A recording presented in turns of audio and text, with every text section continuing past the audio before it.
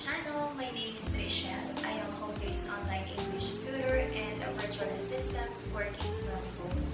In this channel, I share tips and information on how to be an ESL tutor and on how to be a virtual assistant, especially if you are interested in working from home.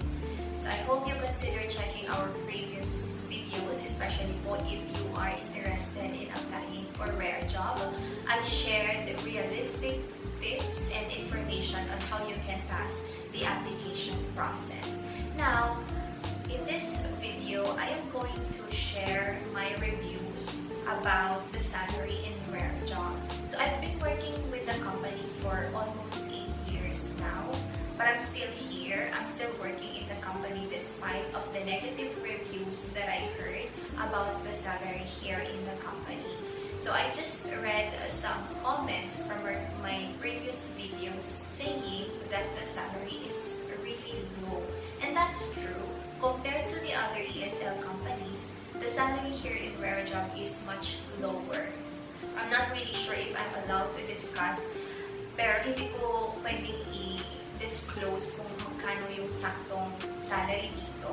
Kung sino man yung nag-work, you can share kung magkano yung salary sa comment section natin, or you can also do your own research kasi I think it's not allowed by the company if i-disclose pa siya dito sa aking video.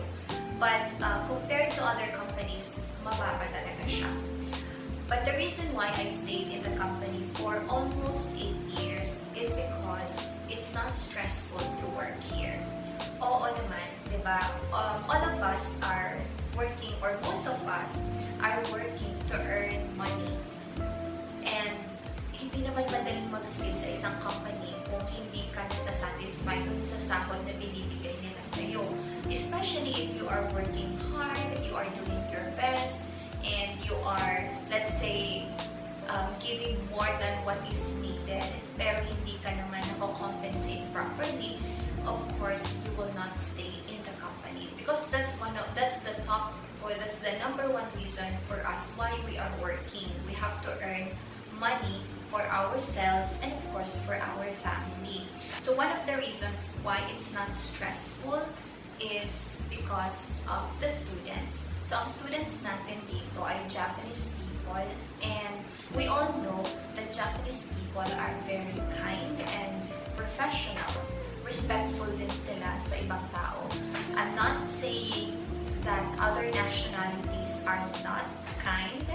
I'm just sharing my experience in dealing with Japanese people. I haven't tried yet teaching other nationalities. Well, sometimes I have Korean and Taiwanese students sa Rare Job, and Chinese as well, because they are already residing in Japan. So doon na sila nag-stay, kaya nakakapag-book sila or nakaka-take sila ng lessons sa Rare Job. Kasi Rare Job is for Japanese students. And all of the tutors here are Filipinos. So the students here are very kind and respectful.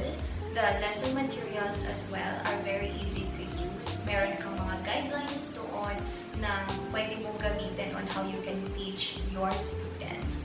And the schedule as well is very flexible. So you can have your schedule anytime you want because Rare Job is open from 5 a.m. to 12 midnight. Next reason why I stayed in the company is yung penalty nila, hindi siya masyadong mataas.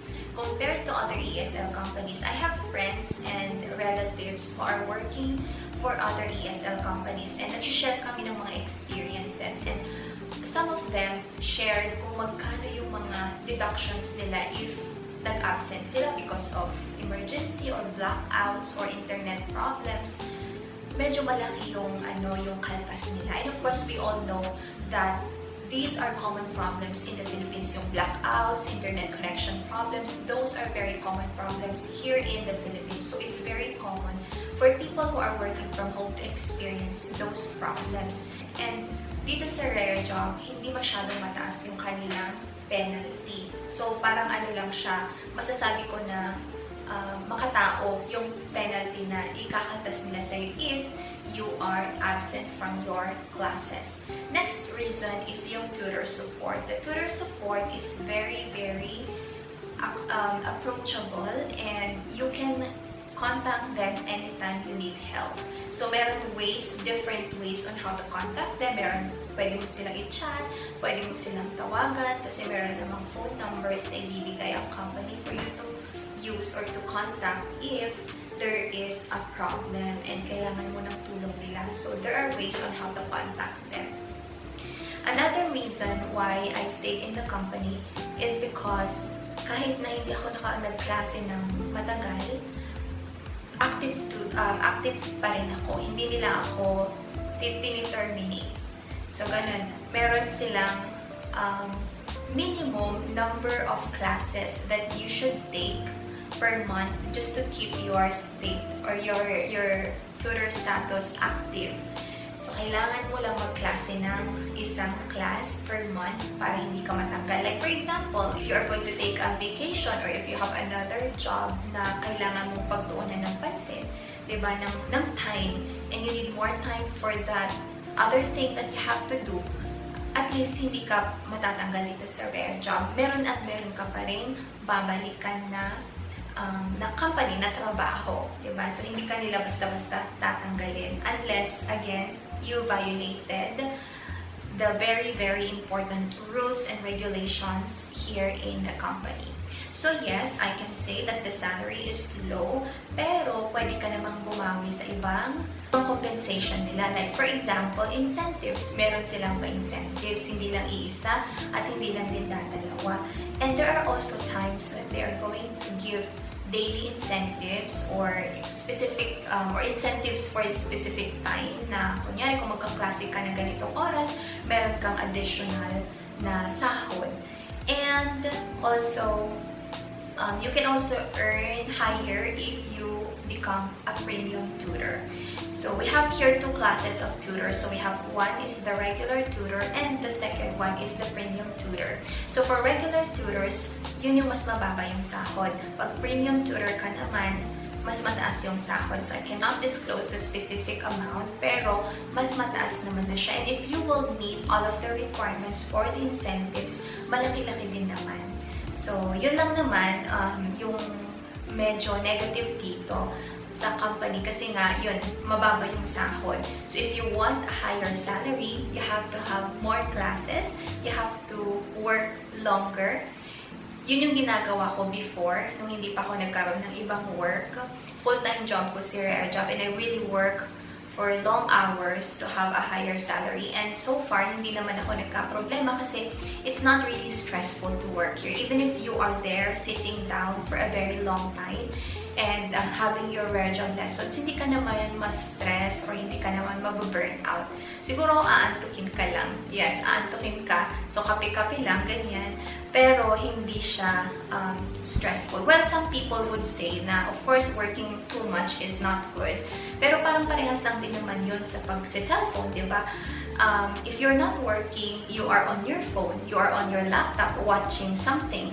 So, parehas lang din yun. Parang nag-spend ka lang din ng hours sa harap ng computer mo or sa harap ng cellphone mo. So, why not spend those hours to take lessons and, di ba, earn additional income? And I hope that you can also try to start your career here kahit na ano lang siya, kahit na sabihin na natin na starting point mo siya, stepping stone mo for you to have an experience so you can work for other ESL companies with higher salary. So you can just try. Malay mo, parang ako, I stayed here, I thought hindi ako magtatagal dito kasi nga medyo hindi okay yung sahod compared to other ESL companies. Pero compared naman sa sahod ko before, sa previous jobs ko.